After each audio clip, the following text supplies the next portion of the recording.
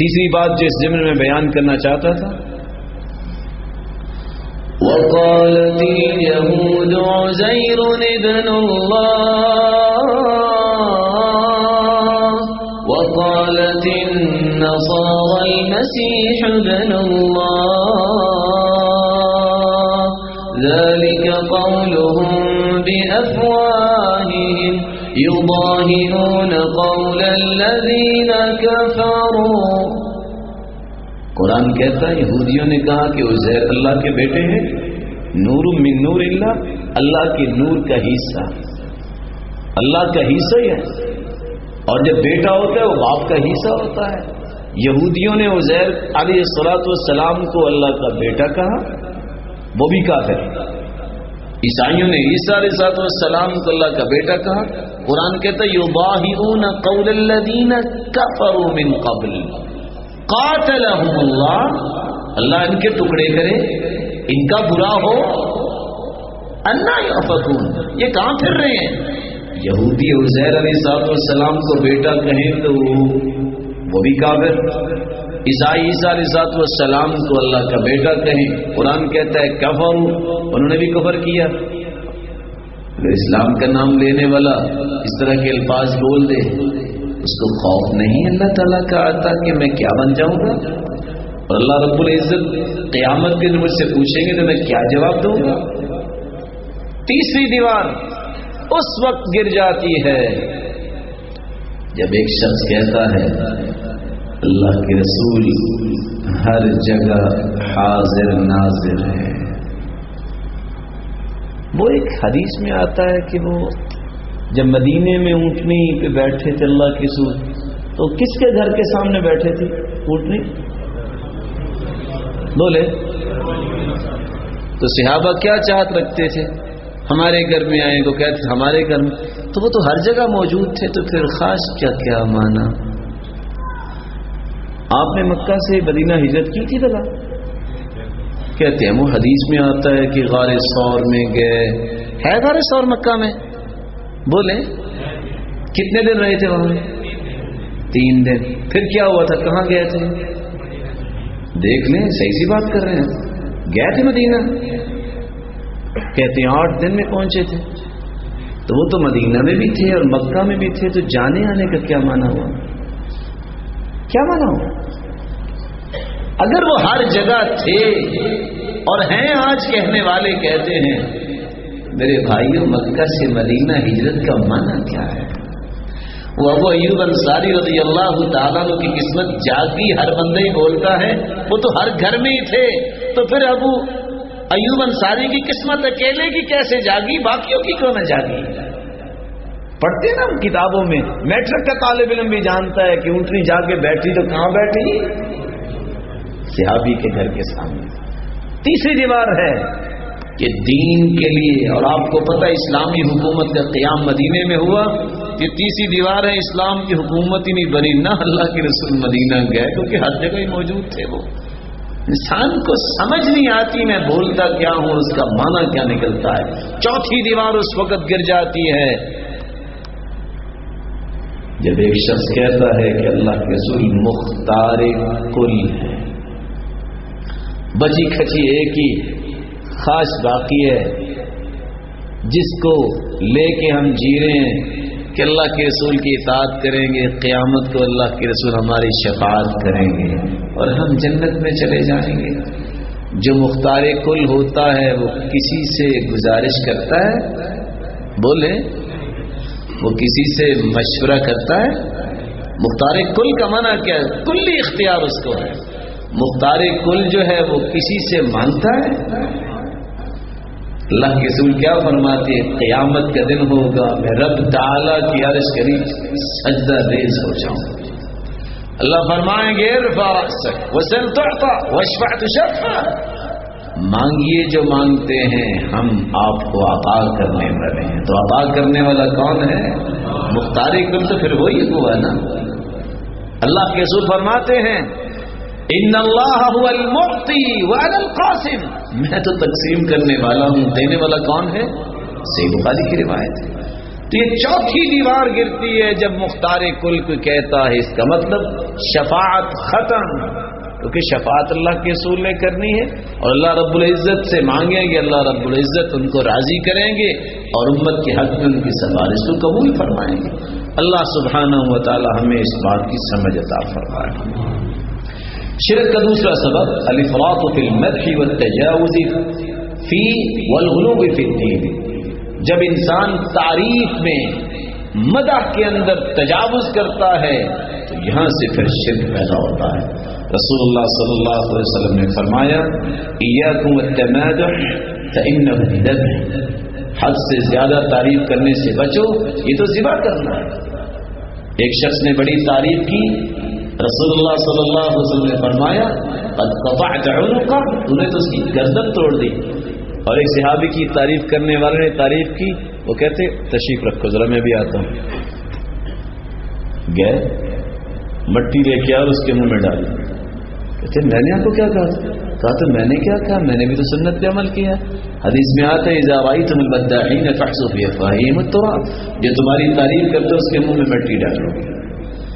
آج نعت کے نام پہ، نظم کے نام پہ ایسے ایسے کلمات انسان بولتا ہے کہ اللہ رب العزت کی ذات اور صفات کو رسول اللہ صلی اللہ علیہ وآلہ وسلم میں ثابت کیا جاتا ہے۔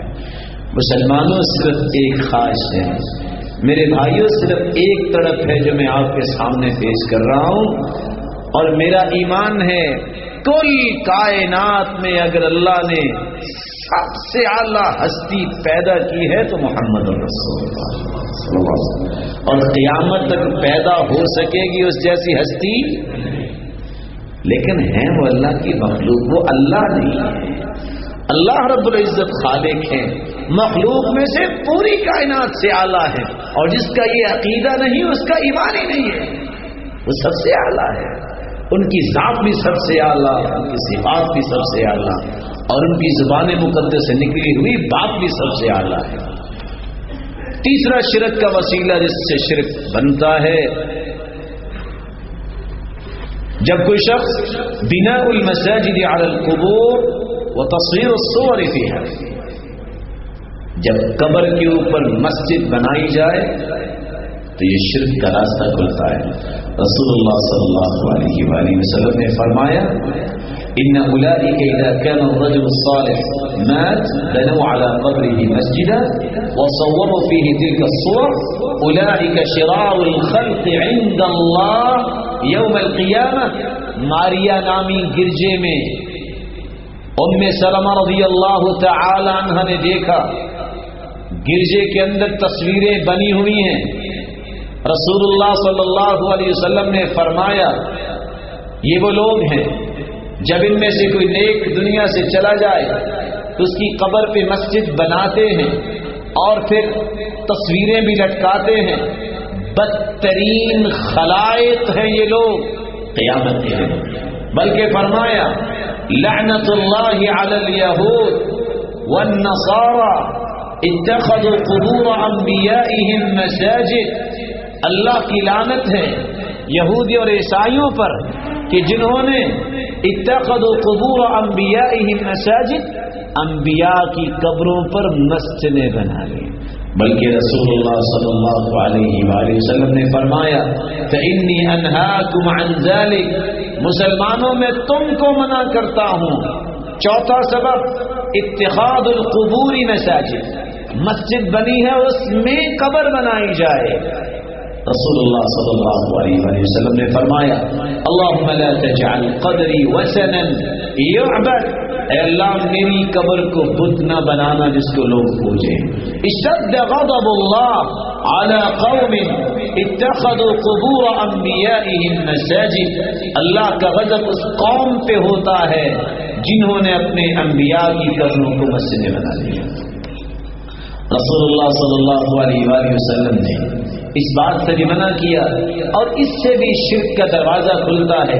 الجلوس علی القبور والصلاة الیہا، قبروں پہ مجاور بن کے بیٹھنا، قبروں کی طرف منہ کر کے نماز پڑھنا، لا تجلسوا علی القبور ولا تصلوا الیہا، نہ قبروں پہ مجاور بن کے بیٹھو اور نہ ہی اس کی طرف منہ کر کے نماز پڑھو۔ رسول اللہ صلی اللہ علیہ وسلم نے یہاں تک فرمایا کہ کوئی شخص قبروں کو عیدگاہ نہ بنائے، کیا مطلب؟ اس پہ میلہ نہ لگائے جو ہر سال ایک دن آتا ہے، لوگ اکٹھے ہوتے ہیں۔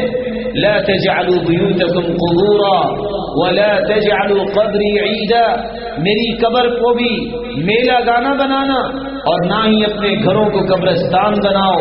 وصلوا علی فإن صلاتکم تبلغنی حیث کنتم، ہاں تم درود پڑھا کرو جہاں بھی تم ہوگے، اللہ رب العزت کے فرشتے درود مجھے پہنچا دیں گے۔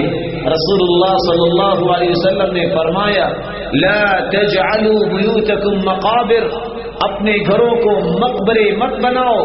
ان الشیطان ینفر من البیت الذی یقرأ فیہ سورۃ البقرہ، جس گھر میں سورۃ البقرہ کی تلاوت کی جاتی ہے شیطان وہاں سے بھاگ جاتا ہے۔ میرے معزز اور محترم بھائیوں، قبر کے متعلق رسول اللہ صلی اللہ علیہ وسلم نے جس طرح رہنمائی فرمائی، آج اس رہنمائی سے انسان پیچھے ہٹتا ہے تو تب شرک کے دروازے کھلتے ہیں۔ آپ نے فرمایا قبرستان میں جا سکتے ہیں، پہلے منع تھا جا سکتے ہو، لیکن مقصد کیا ہے؟ فزوروا القبور انی قد نہیتکم عن زیارت القبور فزوروها، میں نے تمہیں منع کیا تھا، ہاں اب تم قبرستان میں جا سکتے ہو، لیکن اس لیے فإنها تذکر الآخرہ، پہلا مقصد قبرستان میں دفنانے کے لیے کسی کو جاؤ گے تمہیں اپنی آخرت یاد آئے گی۔ انها ترق القلب، دل نرم ہوگا۔ تزہد فی الدنیا، دنیا میں بے رغبتی ہوگی۔ رسول اللہ صلی اللہ علیہ وسلم نے فرمایا فإن فیها عبرہ، اس سے عبرت حاصل کرنے کے لیے تم جاؤ۔ ولا تقولوا ہجرا، غلط بات نہ کرنا۔ وتدمع العین، تمہاری آنکھوں میں بھی آنسو آئیں گے کہ کل کو اس جگہ پہ ہم نے آنا ہے۔ جب انسان وہاں رقص دیکھے، جب انسان وہاں کھانے رنگ برنگے اڑتے دیکھے، کیسے دنیا سے برغبتی ہو، کیسے رونا آئے گا، کیسے عبرت لے گا؟ یہ ساری کی ساری راہیں شرک کا دروازہ کھولتی ہیں۔ رسول اللہ صلی اللہ علیہ وسلم نے فرمایا لا تقعدوا علی القبور، قبروں پہ مت بیٹھو۔ لا تجلسوا علی القبور، قبروں پہ مجاور بن کے مت بیٹھو، بلکہ فرمایا لا تصلوا الی القبور، قبروں کی طرف منہ کر کے نماز نہ پڑھو، بلکہ فرمایا، صحابی کہتے ہیں نہا رسول اللہ صلی اللہ علیہ وسلم ان یجصص القبر، قبروں کو پختہ بنانے سے منع فرمایا، وان یقعد علی، اور اس پر بیٹھنے سے منع فرمایا، وان یبنى علی، اور اس پر تعمیر کرنے مزار بنانے سے منع فرمایا، وان یکتب علی، اور اس پر کتبہ لگانا لکھائی کرنے سے منع فرمایا۔ رسول اللہ صلی اللہ علیہ وسلم نے یہاں تک فرمایا نہا رسول اللہ صلی اللہ علیہ وسلم ان یکتب علی القبر شیء، قبر پہ کسی چیز کو نہ لکھا جائے اور نہ ہی قبروں کی بے حرمتی کی جائے۔ رسول اللہ صلی اللہ علیہ وسلم کے صحابی فرماتے ہیں نہا رسول اللہ صلی اللہ علیہ وسلم ان تجصص القبور وان یکتب علیہا وان یبنى علیہا وان توطا، قبروں کو پختہ نہ بنایا جائے، ان پہ کتبے لکھ لکھ کر نہ لگائے جائیں، نہ ان پہ عمارتیں بنائی جائیں اور نہ ہی ان کو روندا جائے، بلکہ فرمایا لعن رسول اللہ صلی اللہ علیہ وسلم۔ ابن عباس رضی اللہ تعالی عنہ روایت کرتے ہیں لعن رسول اللہ صلی اللہ علیہ وسلم زائرات القبور وفي رواية زوارات القبور والمتخذين عليها المساجد، لعنت ہے ان لوگوں پر جو عورتیں بار بار قبرستان میں جاتی ہیں، والمتخذین علیہا المساجد، اور جو قبروں پہ مسجدیں بناتے ہیں، اور روایت کے الفاظ یہ بھی ہیں والسرج، اور جو روشنی کا اہتمام کرتے ہیں. رسول اللہ صلی اللہ علیہ وسلم نے قبروں کو پوجنے سے بھی منع فرمایا. اللہ